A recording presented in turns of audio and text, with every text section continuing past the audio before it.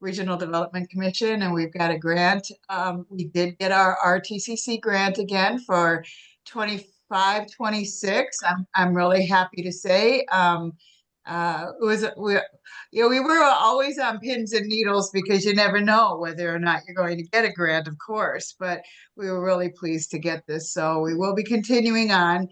And just FYI, for this July 1st through June 30th of 24, 25, 26, this is kind of a planning time of a specific kind of a project that we're going to be proceeding ahead with. And then we have to reapply, it's just for a year, and we have to reapply in 26. And that will be a competitive grant. So with all the rest of the RTCC, so we're kind of being pitted against one another with who gets the best prize, who has the best project, and that's a little scary. Although we will be doing the ILT Academy again, which we had done previously. We're really glad that we've done it before. So we'll be doing that again. Michelle and I will be, and we've got a project in mind for that we wrote into the grant for when we applied with MnDOT. And I think they're kind of excited for us to do it. So that's what we will be proceeding with. I think that'll be part of what we will be doing in 2026, 27. Geez, time's flying. So let's go around a little bit, and I will call on people. I think I'm gonna get this participants list up. Maybe that'll help me. So that won't shift you all around. So why don't we just do, tell us who you are and where you work, and maybe a little interest that you might have in transportation. And if you don't mind, in the chat, please write down who you are, and do the kind of just write down who you are and where you work. And if you would like your contact information, you could add that too. That gives folks that are on the meeting the opportunity to be able to get a hold of you if they feel that there should be a contact made. Okay. So I think I've completed all what I have to say for the moment. And Michelle, why don't you introduce yourself, please?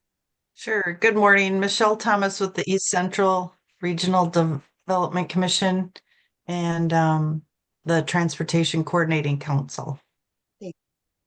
Tim, I've got you up next. Hey, good morning. Tim Schwatzer from Phase Industries. We provide supports and employment, day and transportation services for individuals with disabilities in East Central Minnesota. And as far as transportation, we are most focused on Medicaid waiver or waiver transportation services. Thanks, Tim. So happy to see you again. Looks like you're in an office. Yeah, I am in an office. And thank you. You as well, Karen.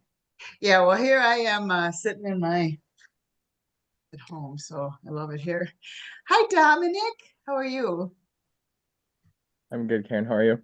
I'm good. You just want to do a short little intro? Yeah, sure.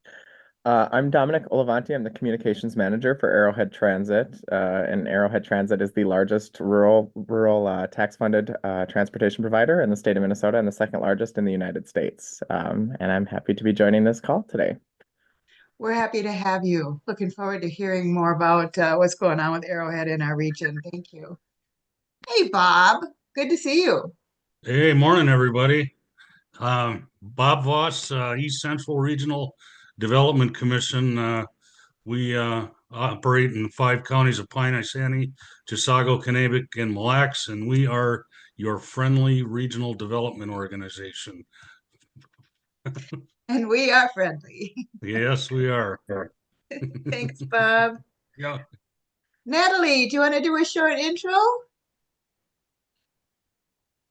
Sure. Can you hear me okay? Okay. Yep. Yeah. Natalie Mathewson. I'm the Community Development Supervisor with Central Minnesota Council on Aging. We are one of the 7 regional area agencies on aging in Minnesota, and we cover 14 counties, but I work directly with the 5 eastern counties, which Bob just kind of mentioned. So Glad to have you with us, Natalie. Thank you. Hi, Tammy. How you doing? Hold on. I'm running late today, so I'm all discombobulated. Well, just asking for a little intro, who you work for and a little that. Yep. So I work at TriCap. I'm the volunteer driver program manager here. And yeah, been here about 2.5 years. Thank you for coming. Thank you Yeah. for being. Hi, Amanda. Good morning, everyone. My name is Amanda Stevenson. I am the planner for the Region 7E Adult Mental Health Initiative, and I've been in this position just about 1.5 years now. Thank you for coming. Glad to have you. Thank you. Hey, Mike, want to do a little intro? Yeah, good morning. Mike Moylan, Director of Planning and Project Management for the Mille Lacs Band of Ojibwe. Glad to have you. Thanks, Mike. Rebecca.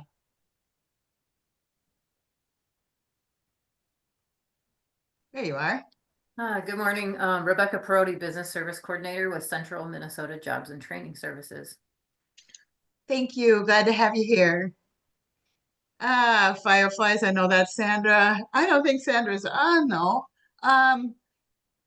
Emily. Hi, Emily.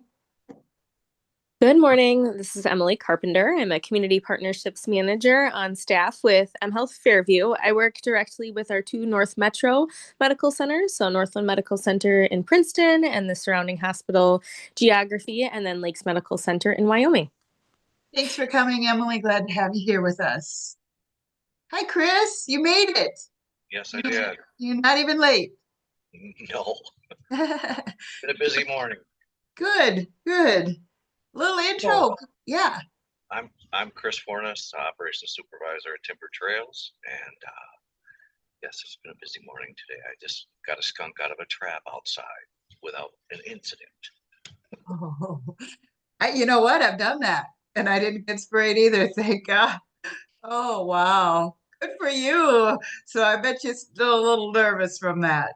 Yes, I know. I want to play with. No, yeah. It's like, what are you gonna do? You gotta open the door and let out. Oh, yeah. That's it. I'm the Operations Supervisor at Timber Trails. Helen's retired. Kathy and I are working on still a lot of things moving, and we got a lot of work to do. So. Okay, well, later on in the agenda here, we've got more time if you want to add anything to that. And if you don't, that's fine too. So we'll be going through the list on the agenda. Okay? Okay. Okay. Mark. Hi, Mark. How you doing? Hey everybody, Mark Schermerhorn, Anoka County Transit. We have a volunteer transportation program, Transit Link Dial-A-Ride, it's this TCAP, and then we also have a Commute Solutions program. So nice to see everybody. You've got so much going on there. That's just awesome. Ted. Hi, Ted. Good morning, everyone. I'm Ted Nelson. I'm with MnDOT, Office of Transit Active Transit. I am the TPM for TriCap and then pretty much all of Northwest Minnesota. Thanks for coming. Glad to have you. Let's see, where are we now? Frank. Hi, Frank.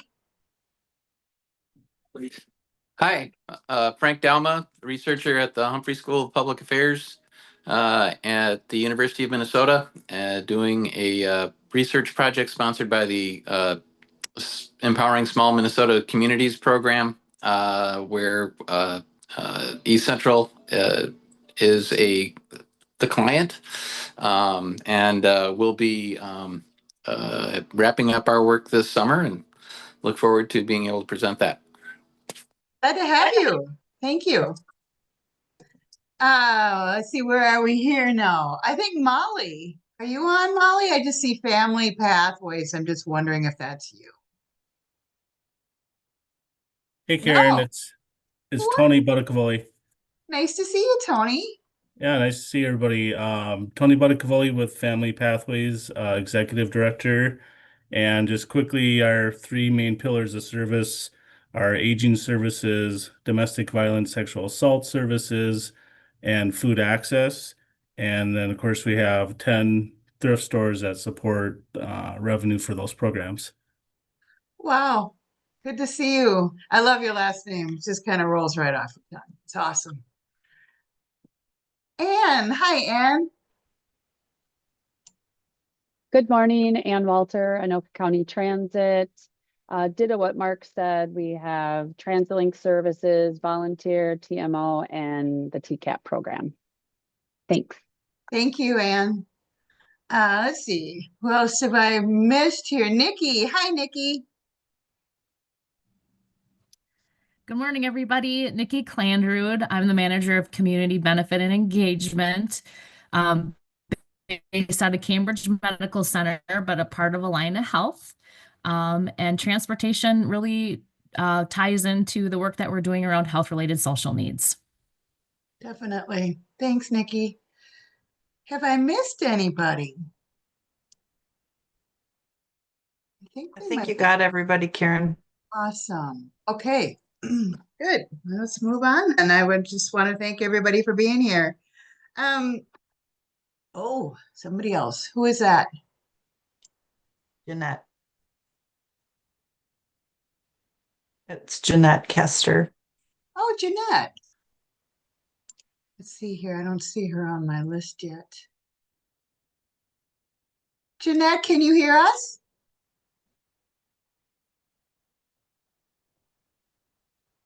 We'll give her a minute.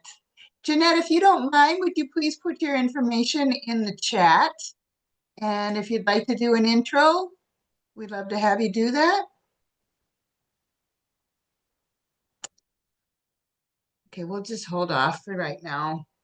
I don't know, Ted, do you want to do any kind of an update on what's going on with OTAT, or have you got any news for us? Yeah, I can, I'll give you a little bit of an update. I'll let the systems do their update, but on the OTAT side, we got the Greater Minnesota Transit plan that is out into the public. They're going to be doing some public events coming up. They have a bunch of us. I'm sorry, I'm not used to using this. I'm used to using Teams, so I'm not on camera. Sorry. But anyway, we have a bunch of events across the state that OTAT staff are signing up for to be at to get some public input through surveys and stuff, and just to answer questions and stuff at those events. I'm not sure if they're going to send that out to systems too, but it's throughout the state. So that's coming up. We're closing out 2024's contracts with the systems across the state. So we're in the process of doing that. I know the systems that I have are either receiving payment or really close to closing out their 2024 contracts. They are starting up field audits this year, so they're doing on-site audits where when COVID hit, there was basically all desktop audits, but now they're going out to the systems for that. We are closing out the 5311 transportation comprehensive reviews. This year should be the final year for them, and then they're transitioning over to the rural 5307 systems. They'll be doing a few of them this year. MnDOT has opened up the applications as of, I believe it was the first of the month for operating for a rural vehicle. So those applications are out to the systems. We've had webinars for both of those already.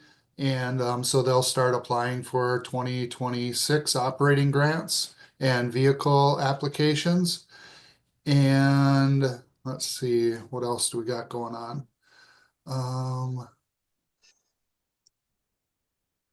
That's pretty much it right now. Oh, we'll be opening up the facility and large cap applications for the systems here coming up in August as well. So lots of stuff kind of going on with closing out and opening new grants at the same time and stuff, and just getting all of that stuff going on. We have a couple systems that will be receiving, or we have one system. I have one system that will be receiving the first propane bus for 5311s, I believe, in the state. So we'll be putting a tank. They'll have a tank installed And it'll be in Crookston for Tri-Valley. They'll have a tank installed there, and then they're getting in a few buses to start with propane vehicles. So we're excited for that. And yeah, so that's what's going on. Does anybody have any questions for Ted? Ted, did you put your info in the chat so that folks can get a hold of you if they I need did. to? Yep. Okay, I sure did. fabulous. Thank Yep. you. Yep. And it's me and Tina, I Yeah. believe, that have all the systems in this area. She had a TAC meeting to attend to today. So Yeah, I got that. Oh, yeah. good. Okay. Well, I'm glad you're here. Yep. Good information. Thank you. Yep. Thank you. Okay, and I know Linnell Simonson Popowski is our new I don't know how leader, or she worked up in Northwest Minnesota at an RTCC, applied for the job with MnDOT as a director and got the position. And so she wasn't able to come today because there's some training that she's doing.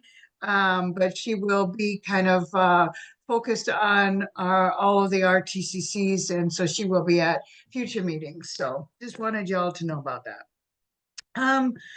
So I guess we can move on to our service provider discussion and updates. And I know Tammy's here from TRICAP. If you'd like to do a little bit of an update for us, Tammy? Sure. Yep. So we have been steadily increasing our ride counts for all of our volunteer rides. We've luckily been increasing our driver count as well. We did hire 4 new drivers in the past couple months. So now we have a couple more in Big Lake, which is great. And we have one in Clearwater. We didn't have one in Clearwater before. We have 2 that are currently in the process of signing up from Kimball, and we don't have anybody in the Kimball area right now. But we are still really looking for a few drivers out in the Elk River area. We had a driver there, he's still our driver. He just moved, and so he's not living in the house right there. So we're still doing a lot of advertising and going out into that area to see if we could get ourselves a couple more drivers. We are expanding our self-pay ride options now. And so we're trying to help people that are in rural areas or people who don't have access to public transportation. They might live outside of a service area. We get a lot of calls from people like that don't have a funding source that can pay for their ride. And so they still need a ride. For instance, I'm just doing one for a lady who is in Greenwald, I believe it is. And so she just needs a ride she drives, but she doesn't drive where there's a lot of traffic. And so she just needs a ride to the St. Cloud Hospital. And so we're just setting up a ride with her right now so she can get to her appointment. She has kids that can drive her, and they do drive her sometimes, but they can't drive her all the time because they actually live in St. Cloud. So by the time they drive and pick her up, bring her back, drive her home, get back, they have to miss a lot of work. And so that's really hopeful. That's something I've been trying to work on for a long time, is trying to get rides for the people who don't have a funding source, because it's always hard to tell them, what the price of our private pay ride is, which is, I mean, they all admit it's like it's a lot cheaper than anything else they've looked at, but they still can't fit that in their budget.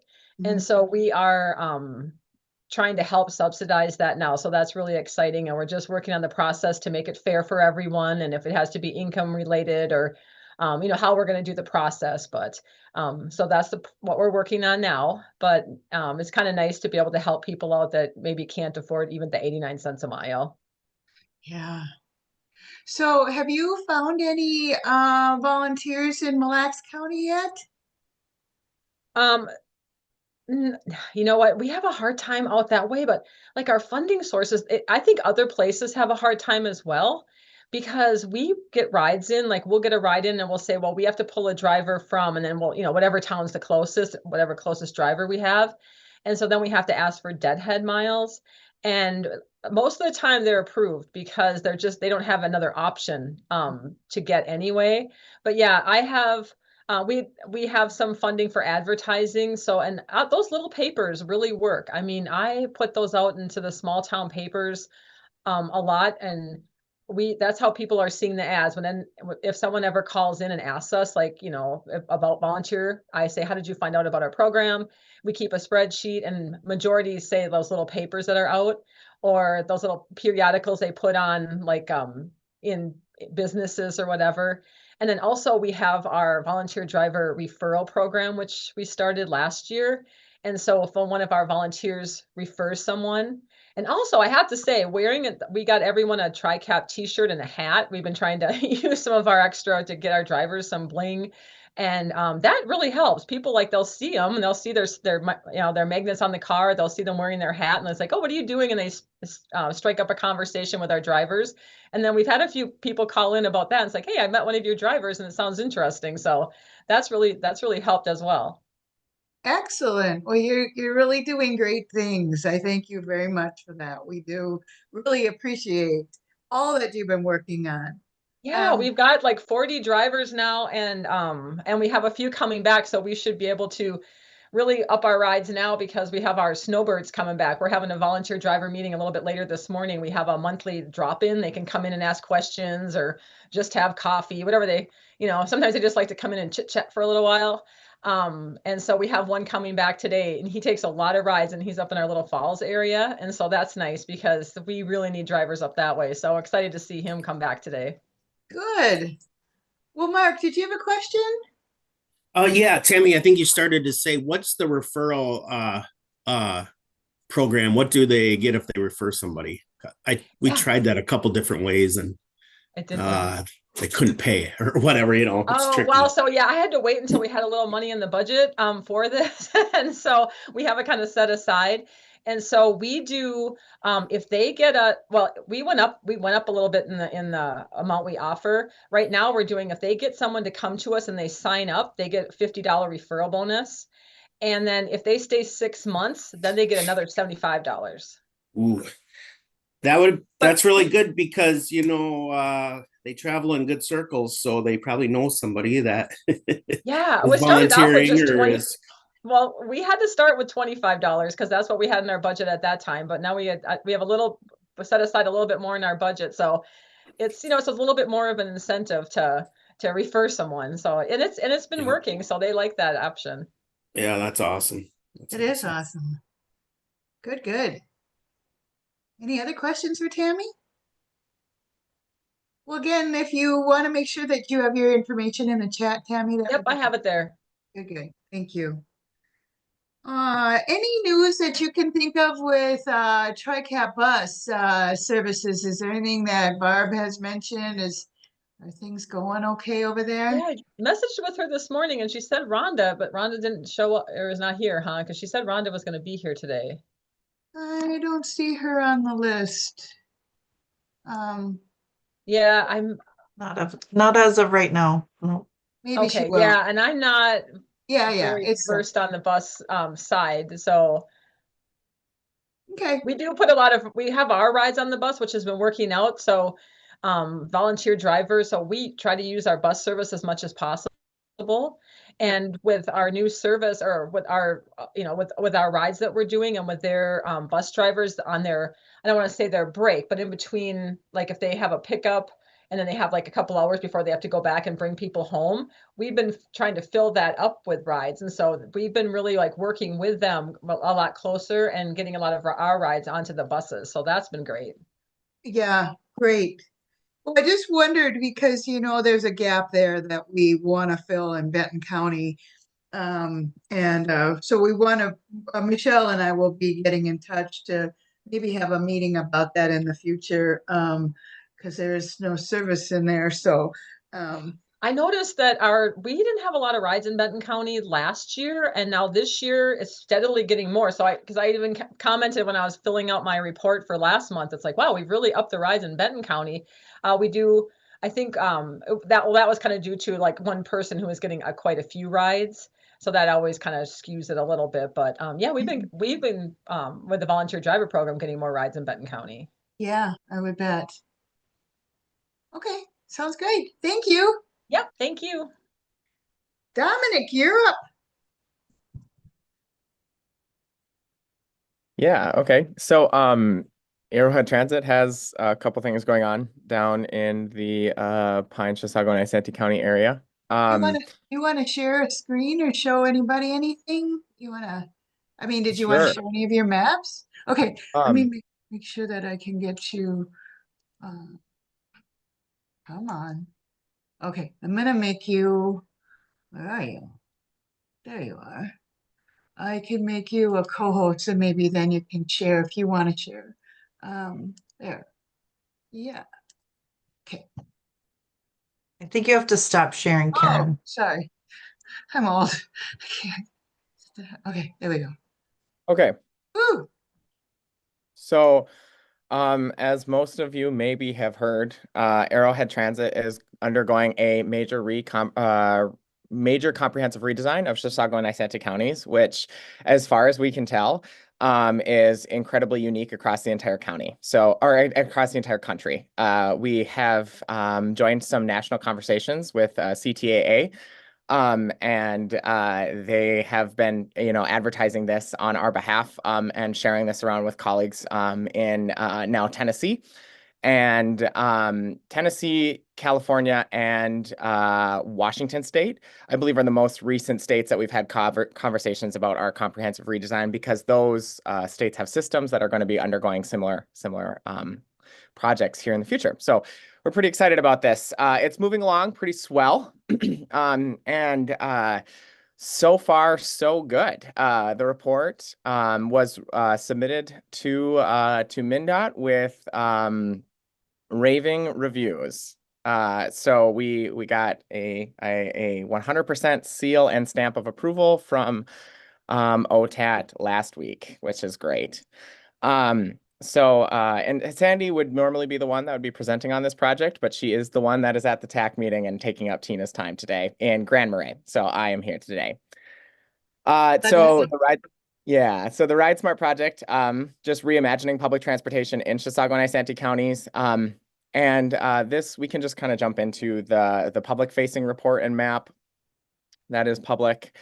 So this is kind of where we're coming from now with RideSmart. So this is the finalized route redesign proposal for Chisago and Isanti County. And it's changed a little bit, offering fixed route and dial-a-ride service in both Chisago and Isanti County, and specifically Cambridge and North Branch, the city of Cambridge and North Branch. We have seen 30% growth in these counties, even during the transition of Heartland Express to Arrowhead Transit during COVID, which is incredibly impressive in these counties, and shows public transit is a growing necessity in these areas, but not just a necessity, a choice. So one of the things that we noticed in our research when we were conducting both boots on the ground research and actual survey data was that the fastest growing classification of rider is that 18 to 25-year-old rider. And then the fastest growing classification of individuals who are researching us are ages 35 to 45. So parents of individuals who are potentially utilizing our service for after school. So I'll get into those details a little bit here too. But you can just see a little bit of our FTA data that we report to the Federal Transportation Administration. You can see our growth is pretty significant. However, Chisago County, being way more population dense than Isanti County, is incredibly lacking in service. So that took a precedent when it came to a full redesign of public transportation. Key survey findings showing that 92% of the respondents of the survey believe that transit is, improving quality of life in these two counties. 50%, less than 50% felt that the current system met their actual needs, which I can get into a little bit later. The top barrier was that service was lacking close to their actual homes. Most riders are citing mobility challenges, right? And respondents identifying key destinations were underserved by existing routes. So one thing I'd like to point out is in entirely took what Heartland Express was doing and just kept doing it. And there were no real routes with Heartland Express. There was a service design that wasn't being followed. And we continued that model until we got to do the full service redesign. So now that we're in this project, we're able to develop key quality routes that actually met consumer needs of the passengers that we've identified through disadvantaged population data, through the survey data, through actual booth on the ground conversation, and through several transit advisory committee meetings that we had both in person and virtually. So these are the new Cambridge Dial-A-Ride boundaries. They've expanded a little bit. You can see that over here, the college is now included, which is great. Talking to leadership at Anoka Ramsey was very beneficial to that conversation. Many students, of course, they don't have their own housing on campus. So just connecting interconnectivity to the city via public transit is really, really good. And we expanded down to the quick trip south here on Highway 65. So just expanding those boundaries further for future housing development, for future growth of this city. Speaking with the community development teams and the Isanti community development team, looking at their anticipated growth patterns and where we anticipate dramatic population growth. I think we can anticipate that these North Metro suburbs, while they're not maybe considered North Metro suburbs now, are just going to continue seeing growth, being that they're so close to the Twin Cities and they're so close to those services. Same thing in North Branch. We did expand these boundaries quite a bit based on, again, population data on where we're seeing growth in these two cities and where the community had warned us that there will be more anticipated housing development and industry development in the city of North Branch. So now we have developed these maps that are more clearly defined in this area too. So it's a lot easier for the end consumer to see this is where it costs me $3 to ride, and this is where it'll cost me $5 to ride, and so forth. So now we'll jump into the actual meat and potatoes of the project. The Bram Rush Point commuter. So this is what every entire route now will look like. They'll have these unique maps, right, with the shaded area around, which signifies the route deviation zone. So all of our route buses that leave the cities will deviate anywhere within this shaded blue area, and will follow the dark blue line exactly. So if you live within or on that route, you are more than welcome to call within these scheduled times, and we can get you on the bus.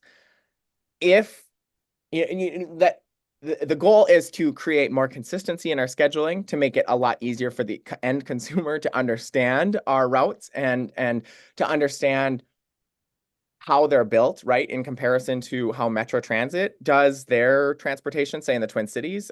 So it resembles that a lot more familiar. So when we launched the Arrowhead Transit app in Q4, late Q3, all of these maps will just be input into our own GTFS system and then input to Apple Maps and Google Maps and all that fun stuff, and it'll look exactly the same with our own, integrated system as well. So we're already trying to get our consumers ready and built for that, and aware that we don't just come and pick you up at 11 o'clock anymore. That's not how this system works. Now there's actual times and actual bus stops, knowing that this system is a living and breathing document, and we fully anticipate that we will hear additional feedback following up in 30 to 60 to 90 days, and hopefully making adjustments as we go to continue to just have a more positive impact on our consumer. So each individual route has its own description and reasoning why it exists and what it looks like. So you can take a peek at this report. Again, it's available at arrowheadtransit.com/ridesmart2025. This is probably one of the most highly anticipated and newer routes. This is the Chisago Lakes commuter bus. This local bus route goes from Wyoming to Center City. There is a huge demand for this population base that we have identified needs its own independent bus. So we are excited to be adding essentially what it'll look like from a transit nerd perspective, a dial-a-ride system in this area. Of course, that's not what it actually is, right? It is a route deviation that will run back and forth and back and forth. But it's going to be very, very on demand because of how tight the turnaround time is in in and on Highway 8 based on traffic and travel patterns. So we are really excited to see what our ridership numbers look like in Chisago County based on what this route alone can do for us. So I'm excited to see what the reporting looks like and what we get out there after this. This next route, the South Chisago County commuter, is really cool. So based on a conversation we had with Chisago County, this originally only went from North Branch to Center City and then over to Wyoming. However, we were informed of a private mobile home development in Schaefer in conversation that we had with our cooperative partners at Chisago County.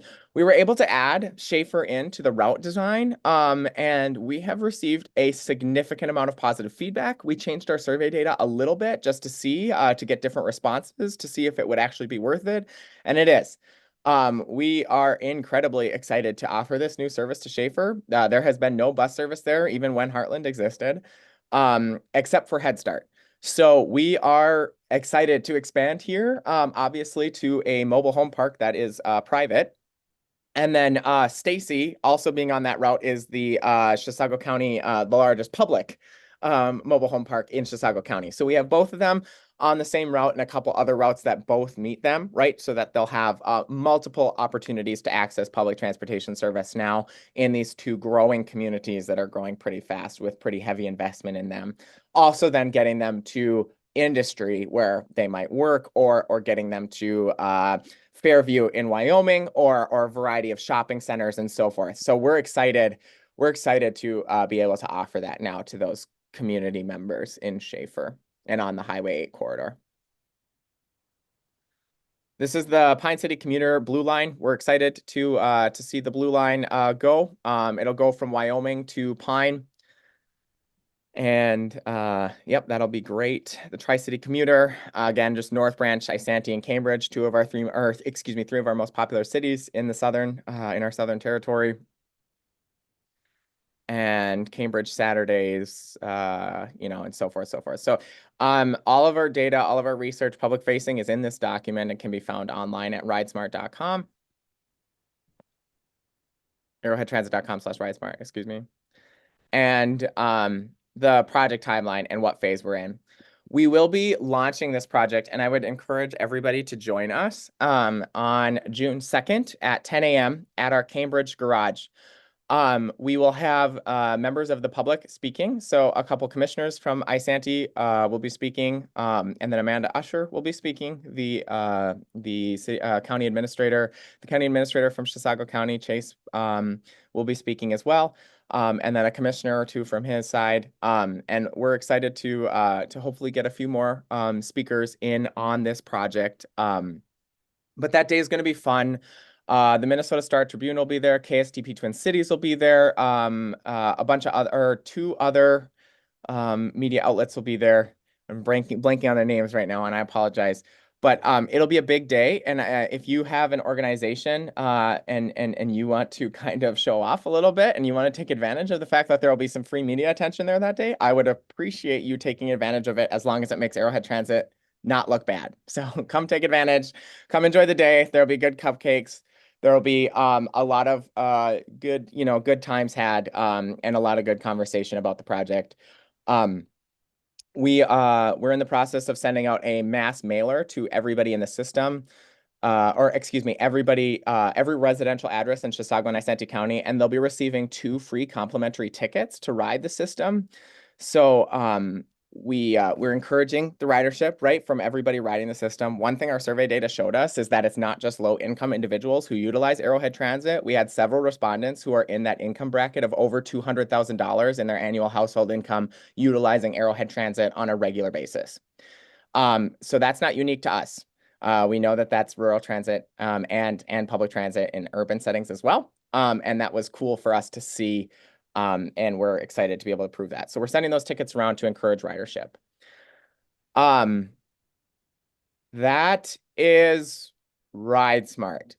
Are there any questions on Ride Smart? No. Okay. Let's see. No. And it's all there online. So folks should check it out. We have a lot of really good video content coming out here pretty soon too. So if you don't want to read my entire report, which I totally understand because it's a lot of pages and a lot of information, there'll be some short form video content. So you can just watch that instead if you're curious. Also, just because there's a couple transportation providers on here, Arrowhead Transit is hosting the 38th annual Minnesota Bus Rodeo this summer. We're super excited to partner with MIPTA on that. Please, please, please, please, please, please, please, please, please, please come. Please come. We're super excited to bring it to northern Minnesota. It's never been like in greater Minnesota except for in Duluth or south of the cities in, like Austin or Rochester or, something like that. So we're bringing it to the Iron Range. We're incredibly excited. We've sent out some very funny AI goofy letters to all of our transportation partners around the state, encouraging them to come. It's going to be such a fun weekend. We have so many fun activities with the city of Virginia, planning and helping and getting ready for the entire event. Like they are incredibly excited to partner with us to host this event. So it is going to be a lot more than just the normal MIPTA bus rodeo. They are incredibly excited to be bringing this event to town. I encourage anybody who's willing to just come and watch or participate. We'll probably be doing a call for volunteers too at some point in time. Please just come. Like it's going to be such a fun day. There's going to be free ice bumper cars on the hockey rinks up here during the day. There's going to be a variety of fun activities, and then there's going to be a fancy meal that evening with I think the three options are chicken Kiev, Swedish meatballs and mashed potatoes, or smoked walleye with lemon and dill or something like that. So like Glad there's you're a not lot having no lutefisk. No, not lutefisk. I would never do that to you guys. Bring your own. No. What's the date of that, Dominic? Yeah, so the Friday night that everybody will be arriving into town to the hotel of choice will be July 18th.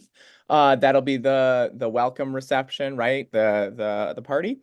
And and there'll be like drinks and a kind of just a nice evening, pizza, and a couple educational sessions for our judges and for our drivers. And then July 19th is the actual day of event, and that's going to be at Minnesota North College, Mesabi.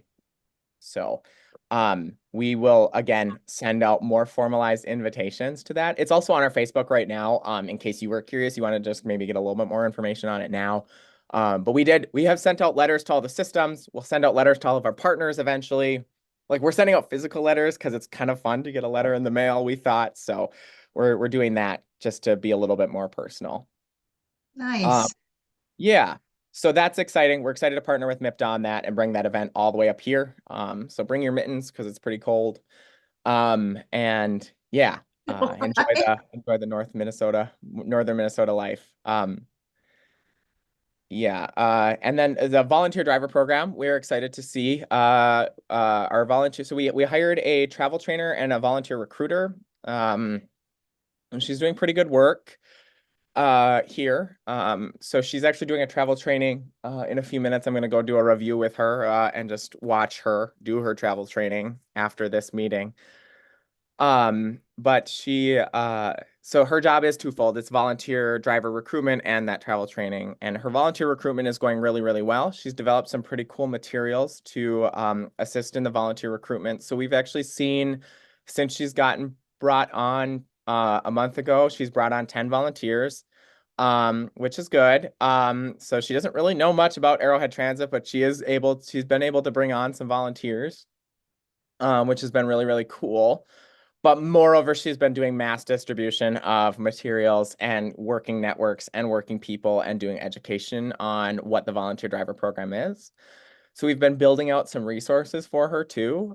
We have these cards that are pretty unique. I wish I had to show you, but they explain how you can earn some extra cash, volunteer and be a part of your community, blah, blah, blah, whatever. But on the back, it's an interest form where you can put some generic information and a stamp, and it mails right back to Arrowhead Transit so that we can reach out to you and, you've just shown your interest if you don't want to fill out the online form. So we have an online form version of it, and we have an in-person version of it or a mail-in version of it, excuse me. So, and also her phone number is on it as well. So that's been kind of neat to see how that's been working. And like I said, it's worked a couple times now.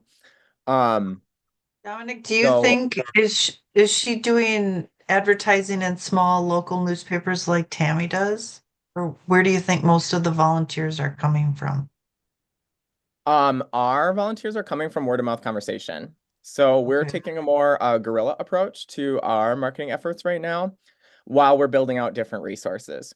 So my approach to our volunteer situation is going to be through a multimedia campaign that will hopefully be launching later. We're going to wait till after the bus rodeo. We have a lot of things running at Arrowhead Transit public transportation that we don't want to overstim the entire community that we serve with other stuff right now. So we are building out assets of personal stories, of video, blog content, a variety of different things that will end up on, I'm assuming, in earned media. My Star Trib contacts are willing to do a story on the volunteer driver situation in Minnesota. So they're going to come up and interview a few of my volunteer drivers and interview my team on what volunteer driving looks like in Minnesota, which is really cool. That was a fun conversation to have. So excited to have built that network of people statewide. And I think I have NPR on the ropes too. So hopefully we'll get an NPR story out of this as well. But we're gonna try that way first and see what we can do when it comes to this recruitment effort. So TBD. We are tracking everything, of course. I know that my my volunteer recruitment page, ever since Holly has started, we have seen channel traffic driven up 130% on that website page, with clicks going up 4%, which is, or meaning, 4% more individuals actually completing the form of interest through to then actually coming on board is obviously less than that, right?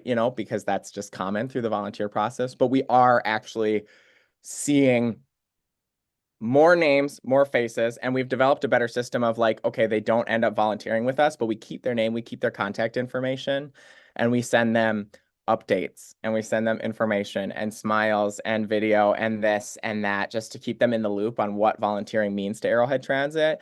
That has worked for one person. So we just don't have numbers yet to back up like actual results. So I don't want to give you anything now because it's not going to be impressive. I have a very big hunch that it's going to work, and in about a year you're going to be astonished with what we say rather than right now with what I have to say. So I will keep tracking that and give you better data on our volunteer recruitment efforts after a year of Holly starting. Same thing with the travel training thing. I think rural travel trainers are incredibly necessary and incredibly important in the state of Minnesota.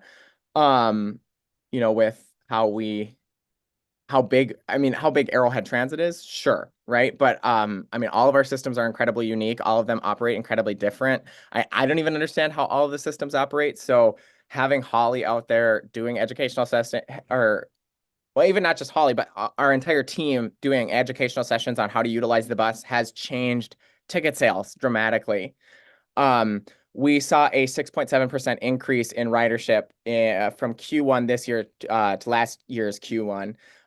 Which is super awesome for our social media because people have a problem with us, and then we are able to show that ridership is still increasing, and they're like, oh, okay, so apparently I'm the only one that has a problem with you. Maybe I need to figure out something else, right? Like it's changed a lot with how we're able to interact with the public.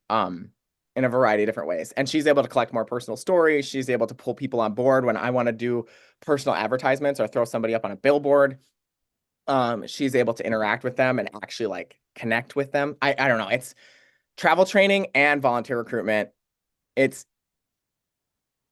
I just like, I can't push all of the systems here enough to say like, this is something that if you can figure out how to invest in it, you definitely should try because it has been so beneficial. We've only had her for like 2 months.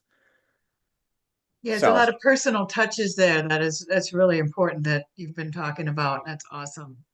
Yeah. And of course we cross department share her, right? Like she's not just like, it would be great to have 2 of her, right? 1 volunteer recruiter and 1 travel trainer, or like 5 volunteer recruiters and 1 or 5 travel trainers, right? And eventually that's probably where Arrowhead Transit will end up just because of how big we are. Whether that means we have to hire a company externally to do it because we can't actually hire the staff for whatever reason. That might be I don't know. I know that we're getting a little pushback right now on hiring a travel trainer. I don't know why, but we are. It's just a conversation that we should all, like rural systems should all start navigating together, I think. And we're excited to present on this at MPTA conference this year and kind of show off how fruitful this has been. Because Holly has presented to well over 1,000 people in the 2 months that she has been with us on how to utilize the system and how to utilize the bus. And again, it shows. It is showing in actual data and actual factual ways. So, and in volunteer recruitment, of course, as well. But so we just need to balance out what she does. So. Excellent. Well, good stuff. Any other questions for Dominic? Great presentation. Good stuff. Yeah. Anne, you're still on, and Mark, do you want to chat a little bit about what's happening in the southern part of Isanti and Chisago counties and how Transit Link is involved?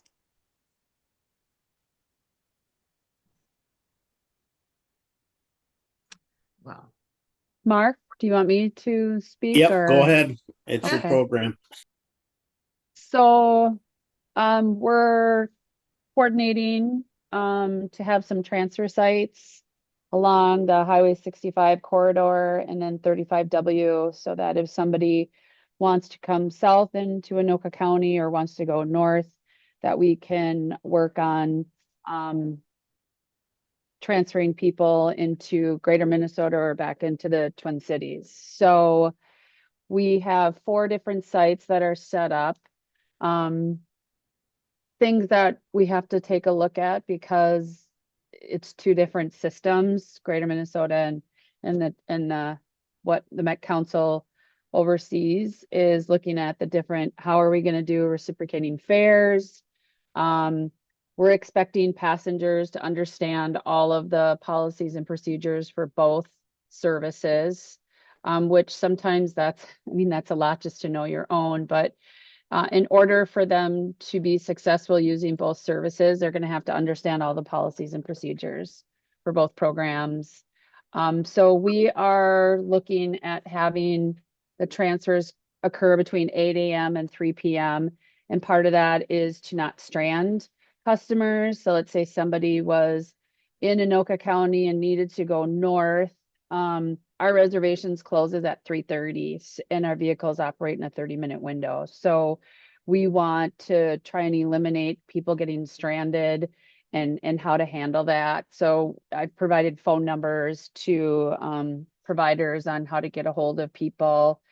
What we're looking at doing is having the passenger pay the first bus for each trip. So if it's originating in the Arrowhead area, then it's going to come into, they'll pay that driver. And then there'll be a transfer to give the Transit Link driver. And then the same going home, they'll pay the Transit Link driver and then give the passenger a transfer. So they're not paying 2 times, with, actually 4 times. So it just is going to simplify things in our fare systems.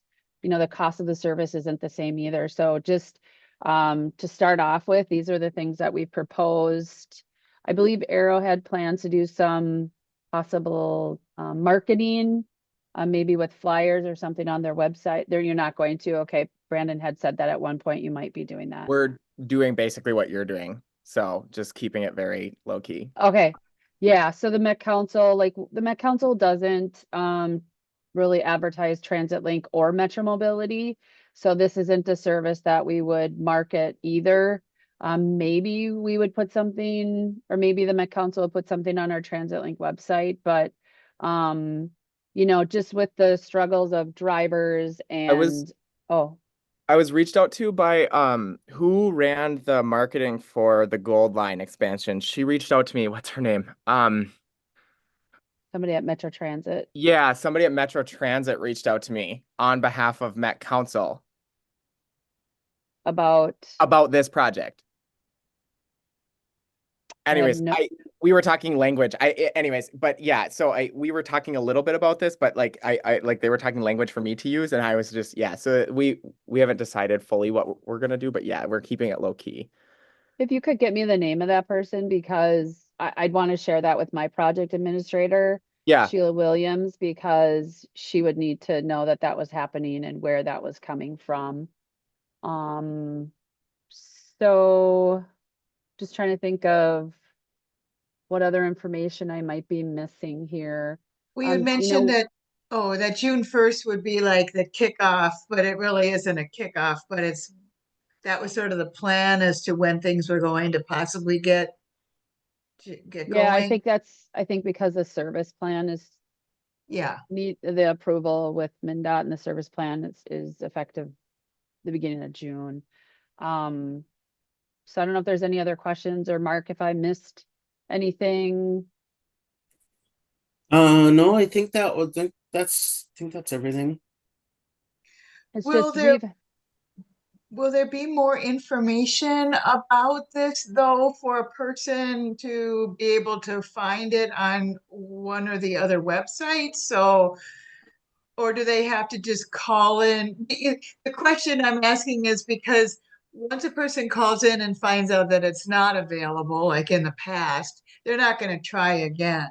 But I'm thinking that if they see that it is available kind of in a maybe what is subtle way, maybe they'd use it. I'm afraid nobody will use it because they won't know it's there. So typically, how these projects or this coordination efforts start is because someone calls and says, I need to go from this place to this place. And we've had like, say, Mark, I'm not sure what the right words are. We had a kind of a trial with TRICAP. And we started that quite a few years ago because we had people that wanted to come from, let's say, Elk River into Coon Rapids area. So there was just a trial period for that. And so usually it's demand, like I get the calls and say, hey, I need to go from this place to this place. And we really kind of started this project, or we had interest back in maybe 2018 or 19. There was someone who lived in Anoka County, like the border, and needed to go to dialysis in Cambridge, I think it was. And so just, you know, the need isn't the need. Well, we really don't know what the need is because we're not necessarily hearing about it, because maybe people don't, like you said, they don't know that it's available. But so it's really going to be somebody calling, probably one of the providers, saying, hey, do you know how I can get to this place? And you know, my direct number, they could call me and I can help, you know, try and coordinate and facilitate what might be the best way to handle, you know, making that happen. But what I was going to say is it's like not a guarantee that we're going to be able to provide these rides. Like we have a pretty good driver pool. Summer, we have less demand. I mean, probably the same for a lot of different programs, but so we'll do our best when we have the requests come in, but it's not going to be a guaranteed ride. But at least we have something in place in case somebody calls and says, I need to get here, I need to get there. How can I make this happen? So I think the important part is to have something in place. Whether people end up using it or not, you know, I can't say. I'd have to, the last person I talked to, I'd have to go look in my notes and see if I can find that person and then say, hey, this is available. Here's the parameters. Can't make a guarantee, but we have something here. So that's what's really important. I would just add that I guess advertising or whatever doesn't just fall on like Met Council or Anoka County or Dominic with Arrowhead. I mean, Karen, as RTCCs, I mean, we're all about getting the word out on services that are available. So Yeah, we'd like to, but we don't want to do that if you guys don't want us to. well, I mean, I guess kind of our cornerstone is to make sure the public knows about services, and you got to tread that line. I mean, Yeah. it's kind of the whole justification of TCAPs and RTCCs, and if we're limited from doing that, then that's larger What does questions tread can the be line asked. mean? What's that? What does tread the line mean? Not make people upset, but yet give the public what they're looking for. Oh, okay. I would say if that's something you wanted to do, Karen, that I would feel more comfortable just reaching out to my project administrator and saying, hey, they're considering doing some advertising. Like there's already like a lot of pressure to be able to provide the services that we have out there, especially like that you have all these new services starting in June. So I mean, I do think we have to be careful how the information does get out there. And originally it was presented that there was going to be advertising from Arrowhead, that there was Brandon, talked about that. So that's why we asked our council about, hey, what do you think about this? And it was maybe there'd be a blurb on the website. So I understand things change. So I'd have to check with my project administrator to see what she thinks about the advertising. Well, I guess the reason why I would like to do that is because we all hear about, for example, Timber Trails had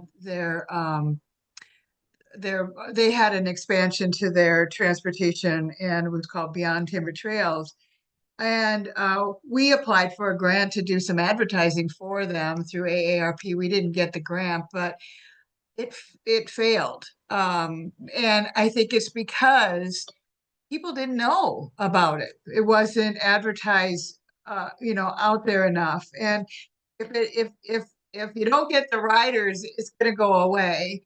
And so it's kind of a chicken and egg thing, because if we don't tell people, they're not going to use it, and if it's not used, it's just going to go away. So I just want to make sure that it stays available to people, and it won't if it's not used. So Maybe a better conversation to have like later. okay, I think. all right, Yeah. yeah, we got to move on, I suppose. But yeah, I'm really glad that we're all here to be able to have a chat about it, though. But yep. Yeah. Oh, Rhonda's here. Okay. All right. So we'll transition on. Let's see. I've got Karen, excuse me, Chris, do you want to say anything about anything that's changing or updates for Timber Trails?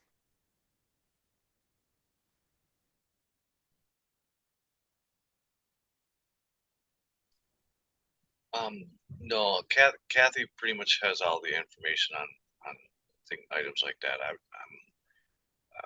What was just said about the advertising for CMCOA and the Beyond Timber Trails that we had in place. We did advertising in the local papers and everything, and we went to. I literally went to all the businesses in town, and I had them put a flyer up. I'd go out and drive out to the local like pub or cafes out in the sticks and put them up out there too. So we did do the advertising as best as we could. Right.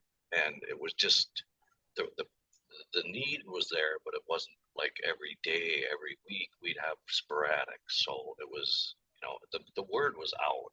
It was just a matter. I even went to all the churches and towns in the county. So everybody had that information. It's it was just a tough thing to do. We didn't get the grant that we needed to continue with it at Yeah. the end. So Well, I appreciate all of that, Chris. We wanted to get a billboard up, we had all these kind of wonderful plans to get everybody riding that bus, but it was, it was sad that it went away. But I'm glad that y'all tried. That was good. they've got something in the works with where we're trying to work through the county. Yeah.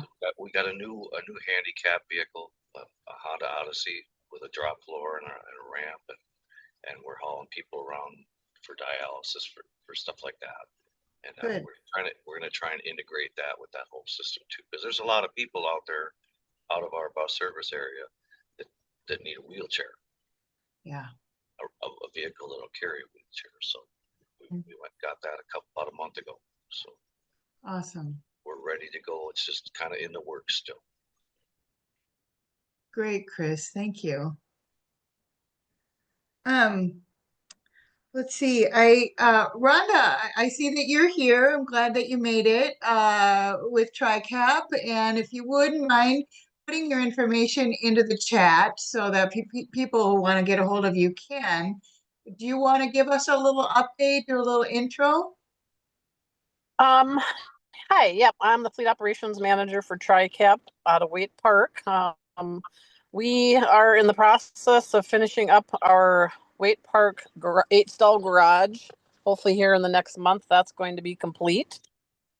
I believe we have a bus coming that's over at Hoagland Bus. They're kind of looking forward to. And I believe we got approved for a van as well. So Good. really not too much happening, but that's sometimes okay. Awesome. Good to know. Okay, great. Well, thank you. I'm glad you made it. Yeah, and starting June 1st too, we're going to start a route that goes from Princeton, Malacca, Forest, and Foley into St. Cloud 1 day a week. Wow. June So 1st. that's good news. Yeah. Malacca, Princeton. Wow. Okay, Yep. is that on your website anywhere? I think they're just going to be posting it here shortly. We have a flyer that we could send, and yes, it will be posted, I think, shortly, or it may be up already. I'm not quite sure. Kimberly was taking care of that, but so yeah, that'll be 1 day a week. I believe it's Wednesday, so we'll see. We may need to adjust the days depending upon the need. I had no idea. After we Oh, yes. that is So that was just part of our service expansion. We were doing what was called free flowing route between Princeton, Malacca, Princeton, and Zimmerman. And we decided on the one slow day that we had, we would go into St. Cloud instead. So we'll see how it goes. let us know so that we can get that up on our website and help you advertise that a little bit. Yeah, for sure, for sure. Yeah, we can do that. Nice. Well, that just made about my it, week. Oh, good. Thank you. Wow. Good, good. Michelle, do you want to talk a little bit about what's going on with Stark Transport? Sure. They have Stark Transport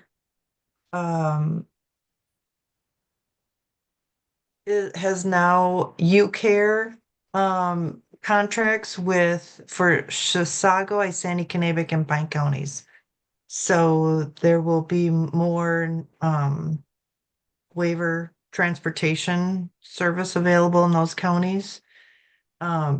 However, they're going under the name of Northern Transportation if you refer people to UCare for a ride through them. And he said that they prefer a 2-day notice, but sometimes they can accommodate day of service. It just depends on what kind of what their day looks like and schedule looks like. They also have a new contract with Isani County Family Services for county waivered people, specifically for dental service. So they will pick someone up and bring them to the office in Cambridge or from wherever they are. He said they've even gone as far as the Twin Cities to take someone to a dental appointment. So that's a nice new service for folks as well. They are in discussions with Seven County Mental Health, exploring a potential partnership for individuals with waivers in our Seven County metro area, or I'm sorry, our Seven County central Minnesota area. And another thing, we kind of connected him with the Isani County Rodeo for their Safe Rides program. So they're in conversation with rodeo producers for public safety for that event. They also have an airport shuttle. That's kind of a new thing that they have a 11-person van that can take folks to the airport. It's for special events and weddings to reserve. They have a smaller 6-person van, and then they have 4 sedans that fit 4 people comfortably. So yeah, and their Safe Rides programs or program is in Isani and Chisago counties right now, still growing. People can receive up to $10 off their ride home from participating bars and restaurants in Isani and Chisago County. So they're growing as well, and it's another really great transportation service that we have in our area. So Do you want to put the information in the chat of how a person would reach Stark Transportation or get more information about that? That'd be sure. awesome. I have yeah. Yeah, you have a flyer. I do, but I don't know how to get that into the chat. So, yes. We'll probably be posting that flyer on our website, do you think? Sure. We can send out a link to it. Maybe that's the easiest way after the fact from Okay. those folks that are here. Okay, that sounds great. And by the way, I am going to be sending you all the chat. So, I mean, I'm granted it's going to be sent as chats are sent. The links don't necessarily work, but you can copy and paste the information into your browser and that'll work. So, okay, is there anybody else here that would like to give an update on transportation services or ask any questions?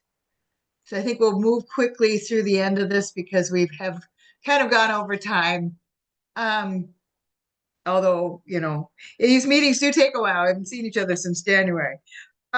Okay, so I'm just going to mention that on July 10th, you are all invited, and we will be sharing this information out to you all again with an invitation to our next advisory board meeting, which is going to be a little bit different. The Empowering Small Minnesota Communities program, which Frank is on the call right now through the Center for Transportation Studies at the University of Minnesota, will be giving a presentation of their findings that they found through their focus groups that they had and their qualitative and quantitative data. So it'll be a really interesting meeting. It'll be in person at the ECRDC office in Mora from 1 to 3. So it'll take the place of our regular advisory board meeting. And it'll be really interesting to hear what they have to say. I'm excited for it. So we've gotten tidbits, but this is going to be the first real big presentation on it. Frank, since you're on, would you like to say any more about that?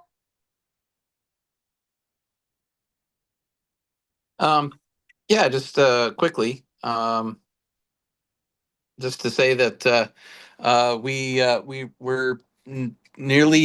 basically written both good drafts, working with Karen and so forth as they've been developing some of their own deliverables and so forth. But we've basically wrapped up our findings on the quantitative and the qualitative sides, and we'll be spending the next few weeks integrating those so that it does sound like one hand is talking to the other, just to mix a metaphor as well. And we're looking forward to the opportunity to kind of share what we've learned. Karen, we might want to do a quick follow-up regarding this, the update from Timber Trails today on some of those findings. And then we'll just, that'll be sort of the opportunity to roll out what we heard. Look forward to, you know, this has some ground truthing to it too. It's not going to be our be all end all, and then we'll walk away as soon as we're done. We're looking forward to hearing from everybody when we make this presentation and getting feedback and seeing how it can all move forward from there. It's been a really exciting journey, and I think there's some really good information that's going to come out of this. So, yeah. Thank you for doing all that work with us and with Lighthouse Child and Family Services. So, like I said, we will have an invitation out to folks, and you'll know about it again, but put it on your calendar if there's a chance that you can make it. We'd appreciate having all of you there. We will be inviting all of the county commissioners from the region. We've got some legislators that we want to invite and some media and city boards and others. So it's a big deal. It's a really big deal. So thank you. Well, moving on, let me just say, I want to thank everybody that wrote letters of support for us when we applied for the grant for the RTCC with MnDOT. Really appreciate all of those. They're all sent in, as well as all of the letters of support that you wrote for our MADI grant, which is the Mobility Access and Transportation Insecurities Grant. We don't know where that's at yet. As far as whether we will get it, we submitted the application on April 29th, and they will be doing the announcement of funding by June 13th. So they say that if we get it, we're supposed to start working on it by August 1st. So that's really exciting. We've got really good people behind that NETI grant, and including Elliot McFadden at MnDOT, who's been working on the Mobility as a Service project, which is a big part of the MADI grant, which is, you know, all of the apps and such that you find on your phone. We've got others like the Great Plains Institute, they're working on it with us, as well as Jefferson Lines. So it's got a lot of meat on it. It's very exciting. So one last thing I just want to mention, and what I've got to talk about, is there's going to be a survey going out to tribal transit departments, public transit service providers, and MnDOT regarding bus stops. And I'd like just to let you know that it's coming. It's coming through the Transportation Research Board, which I'm on a panel for them, and I'm working on that with them. So I've just encouraged those of you that are on here to watch for it, and please fill it out. So it's a very important survey, and the data that they get is going to be really relevant for all of us. So anybody else have any questions, any thoughts, anything, parting words?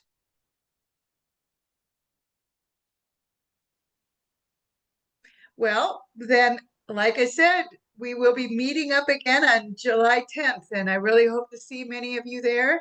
And like I said, it's in person at this point. And we hope to fill that room, standing room only. And like I said, I will get this chat out to you all, and I will also be, I also have it in AI is doing a summary. If you're interested in that summary, let me know and I can send that to you.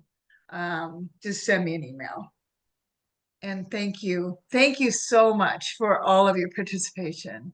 So also really nice to see everybody. See you in July. Thank you. Thanks so much.